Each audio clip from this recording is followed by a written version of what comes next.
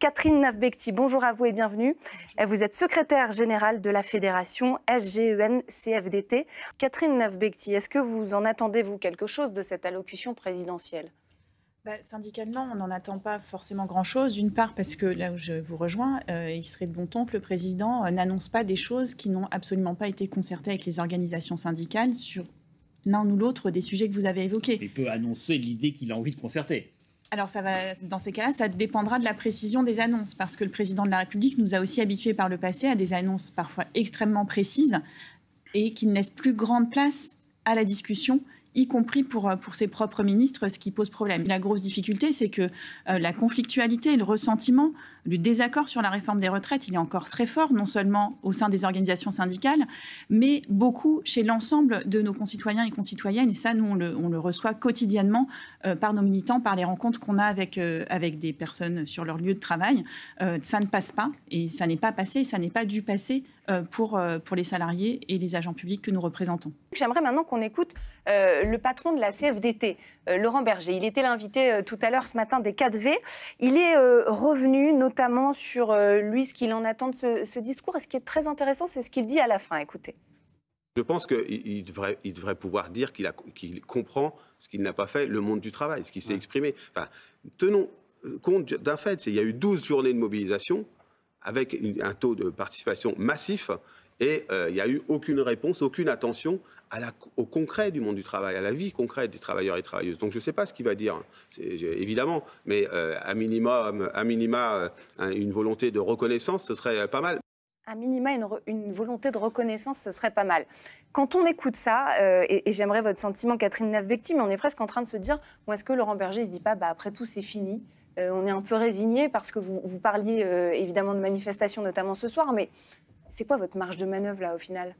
Là, vous avez pris un extrait de l'interview de ce matin, et évidemment, on ne va pas la regarder en entier maintenant, mais Laurent Berger a rappelé que de toute façon, il y avait d'autres étapes. D'une part, effectivement, même si on ne sait pas s'il y a une probabilité forte ou pas, il est déjà arrivé que des lois promulguées ne soient pas appliquées, mais de toute façon, l'histoire, elle n'est pas finie pour les organisations syndicales sur le dossier retraite. D'une part, même si la loi est validée dans ses grandes lignes par le Conseil constitutionnel, mais même on a retiré, vous l'évoquiez tout à l'heure, M. Haddad-Cohen, des mesures qui visait un peu à amortir, pour nous pas suffisamment, et c'est pour ça que l'opposition a été aussi forte. Donc la loi, elle est plus déséquilibrée qu'elle ne l'était en arrivant au Conseil constitutionnel. Nous, on pense que le gouvernement et l'exécutif auraient dû se dire, du coup, on la retire, on reprend le travail, et on remet dans le bon sens. On parle d'abord du travail et des conditions de travail qui sont pas très bonnes dans notre pays, que ce soit dans la fonction publique ou dans le salariat, pour avancer. Et après, il y a de toute façon, pour nous, c'est pas fini aussi, parce que quand il y a une loi, il y a des décrets d'application derrière. Et ça aussi, il faudra être vigilant, et on continuera à porter la critique sur le fond de cette loi qui impose un allongement du travail et qui fait reposer les efforts uniquement sur les salariés et par cette seule modalité qui est l'allongement du travail. Julien Trocaz, vous nous parliez de votre programme de la soirée. Vous allez participer probablement à un de ces rassemblements pour manifester au moment où Emmanuel Macron prendra la parole. On sait qu'il y a déjà une mobilisation le 1er mai qui est prévue par l'intersyndicale. Pour autant, jusque-là, vous n'avez pas fait plier le gouvernement avec les grèves, les manifestations, les mobilisations, quelle que soit leur forme. Qu'est-ce qui pourrait changer, là, d'après vous ? Alors, on ne l'a pas fait plier, soit, mais je pense qu'on l'a quand même beaucoup fragilisé. Et moi, je me permets juste, nous, on est des représentants syndicaux, mais en fait, ce qu'il faut juste comprendre, c'est que la colère sociale des salariés, de la jeunesse ou des retraités qu'on peut représenter dans nos entreprises, c'est elle qui s'exprime, en fait. De croire qu'on peut tourner la page alors qu'il y a des salariés qui ont fait des sacrifices financiers, qui ont été quand même un peu méprisés depuis 3 mois, en fait, qu'on leur a expliqué qu'ils ne comprenaient rien et qu'on n'arrêtait pas de nous expliquer. Alors moi, j'entends ce soir, si Emmanuel Macron il veut refaire de la pédagogie pour expliquer que cette réforme, elle est juste, je peux vous dire, ce qu'on dit depuis 2 jours, c'est autant efficace que de distribuer des milliers de tracts de partout, puisque tout le monde, en fait, on nous prend pour des imbéciles en nous disant « vous n'avez rien compris, c'est utile et c'est nécessaire ». Ce qu'on va faire, c'est de toute façon, on va continuer parce que les gens, ils veulent continuer.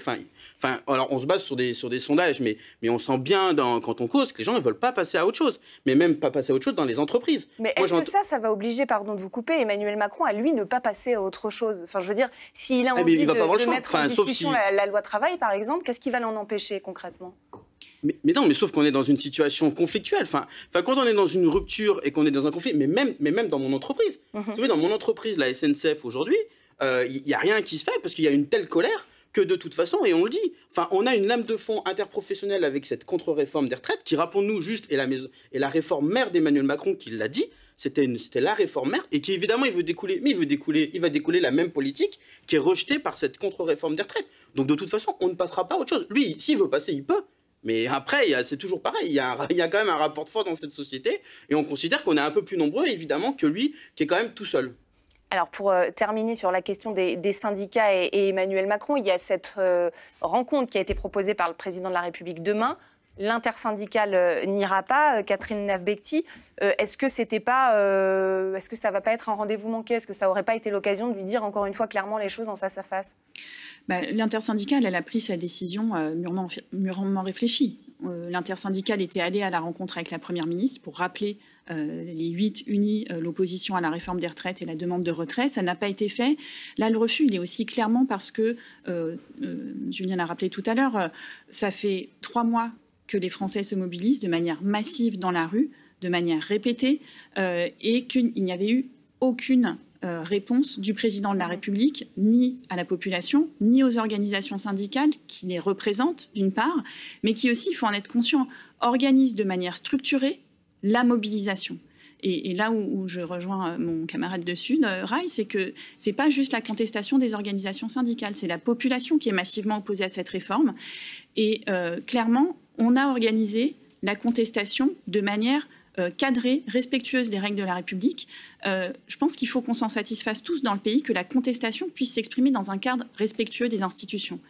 Et donc là, répondre seulement 3 mois après, envoyer une invitation après l'avoir fait connaître à la presse et après la décision du Conseil constitutionnel, on a estimé que ce n'était pas le moment.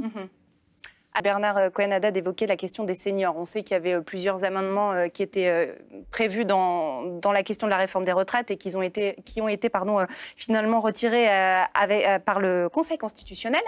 Catherine Navbekti, est-ce que vous pensez que ça doit être effectivement au centre d'une prochaine et future loi travail, cette question du travail des seniors? Alors oui, évidemment, mais en fait, la problématique là tout de suite, c'est que le gouvernement et l'exécutif ont pris les choses à l'envers. Il fallait commencer par parler du travail, des réalités du travail aujourd'hui, et notamment cette éviction majeure des plus de 55 ans du marché du travail, par les politiques RH d'un certain nombre d'entreprises, il faut bien le dire, de l'État lui-même aussi. Moi, je suis frappée dans l'éducation nationale qu'on constate que, par exemple, les professeurs des écoles sont ceux qui partent le plus avec décote, tellement les conditions de travail ne leur paraissent plus tenables au-delà d'un certain âge. Ce qui veut bien dire qu'on a un problème d'emploi des seniors, y compris dans la fonction publique. Alors, ce qu'a fait le gouvernement en même temps ou avant de travailler sur sa réforme des retraites, c'est des assises du travail pour lesquelles il a dit « mais ça ne concerne pas les agents publics ». C'est quand même embêtant que l'État employeur ne soit même pas exemplaire sur ces questions-là. Donc oui, l'emploi des seniors, c'est un sujet majeur, on l'a dit depuis le début à la CFDT. Et d'ailleurs, si on s'était préoccupé un peu en avant de réduire ce sous-emploi majeur des salariés les plus âgés, on aurait moins de problèmes de financement des retraites quand même. Parce qu'on est un des pays d'Europe qui a le plus faible taux d'emploi des seniors. Et si ce taux d'emploi était plus élevé, le déficit qui s'annonce du régime des retraites, qui, on le rappelle, à la CFDT, n'est pas ce qu'il était au moment où on a dû faire des réformes drastiques, et c'est pour ça qu'on conteste l'absolue nécessité de cette réforme, n'existerait pas. De la même manière que si l'État employeur travaillait autrement la rémunération de ses agents, les déficits projetés seraient beaucoup moins importants. Donc que l'État employeur se soucie aussi de sa part en tant qu'employeur. Alors, on sent bien qu'il y a tout un tas, évidemment, de choses à mettre sur la table sur la question du travail. Et vous nous disiez à quel point c'était relié à la question des retraites, évidemment. Daïk, cette loi travail qu'Emmanuel Macron veut tant et dont il veut parler absolument aussi pour tourner cette page retraite, est-ce que ça ne va pas l'obliger, au niveau de la méthode, à soit être différent, soit en tout cas... peut-être mieux s'expliquer, je ne sais pas. Mais en tout cas, il y a quelque chose autour de la méthode qui ne passe pas. En tout cas... Le danger pour ce projet de loi, c'est d'apparaître comme une séance de rattrapage. Rattrapage par rapport aux mesures qui ont été retoquées par le Conseil constitutionnel. Et donc, on profitait d'un autre texte pour faire passer par la fenêtre ce qui a été fermé, la porte sur laquelle la porte s'est fermée. Donc voilà, ce serait le premier danger. Et le deuxième danger, c'est une séance de rattrapage par rapport aux Français qui sont hostiles à la réforme des retraites. C'est pour mieux faire accepter celle-ci avec, par exemple, dans cette future loi de travail, des mesures sur le temps de travail, sur les 4 jours. entre guillemets, on va vous faire travailler 2 ans de plus, mais vous travaillerez que 4 jours par semaine. Je caricature, mais c'est la forme de donnant-donnant que peut avoir ce texte. Le gouvernement en a parlé dès le début de la réforme des retraites, conscient que c'était peut-être une réponse au mécontentement, pas une réponse directe, mais dans le temps. Et donc, il annonçait un projet de loi pour le printemps, début de l'été. Et il disait en même temps, il faut que ce soit concerté avec les syndicats. Et là, ce problème, est-ce que le calendrier fin du printemps, début été, est-ce qu'il est compatible avec une concertation avec les syndicats?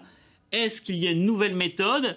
On va le voir, c'est ce que disait Madame tout à l'heure, en disant, moi j'attends d'Emmanuel Macron qu'il ne soit pas trop précis dans les mesures. Mais s'il n'est pas précis, vous allez lui reprocher aussi d'être dans le flou. Donc à un moment, c'est compliqué pour le président de la République.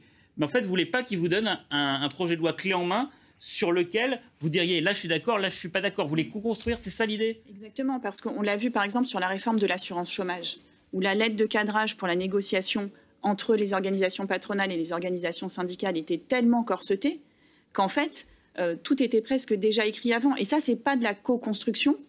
Et d'une certaine manière, mais ça renvoie y compris à une lettre que Laurent Berger pour la CFDT avait écrite à Emmanuel Macron dès mai 2017, il faut accepter de partager le pouvoir. Et c'est le meilleur moyen quand même, dans le monde du travail, de vraiment tenir compte des réalités de travail qui sont plurielles et d'entendre aussi là qu'il y a un certain nombre de travailleurs pour lesquels, aux conditions de travail actuelles, prolonger de 2 années de plus, ça n'est pas entendable du tout. Et là, on ne parle pas de la loi travail. Et oui, mais sauf que c'est bien connecté, évidemment, à la réforme des retraites, parce que, comme le gouvernement a pris les choses à l'envers, en annonçant d'abord le report de l'âge légal de départ à la retraite, et ensuite on discute des conditions de travail, c'est prendre les choses à l'envers, parce que toucher aux retraites, c'est forcément toucher au travail. Catherine Navbekti, le mot de la fin. Je vais revenir sur l'accord sur le partage de la valeur. C'est un accord national interprofessionnel qui est majoritaire. Donc là, il y a eu des négociations entre les organisations patronales et les organisations syndicales représentatives des salariés. Moi, je considère aussi qu'il serait bon que la représentation nationale respecte le dialogue social qui a produit et qui a produit des engagements du côté du patronat. Parce que là, c'est bien un accord qui règle aussi ce que le patronat s'engage à faire et à faire faire dans toutes les entreprises pour davantage redistribuer les richesses produites effectivement par le travail des salariés vers les salariés. Or, on a constaté quand même ces derniers mois que beaucoup d'entreprises, par exemple, qui embauchent des caissières, des agents de sécurité qui ont été sursollicités pendant le Covid avec des conditions de travail qui étaient quand même très, très dures. On pense à tous les entrepôts aussi de logistique, n'ont quasiment rien reversé, n'ont pas augmenté les salaires, n'ont pas amélioré les conditions de travail de ces salariés. Donc, il faut que cette ANI se traduise dans les entreprises. Et après, oui, à la CFDT, on négocie, y compris avec des gens avec qui on est en désaccord. Par contre, là, très clairement, l'exécutif a mis les choses à l'envers en parlant retraite avec une manière unilatérale de faire qui est inacceptable. Et donc, on ne revient pas à une table des négociations comme ça tout de suite. Et les exigences vont être très, très fortes de notre côté sur tout ce qui concerne les conditions de travail et de rémunération, aussi bien des salariés que des agents publics. Et c'est le mot de la fin. Merci à tous d'avoir participé à cette discussion sur France Info.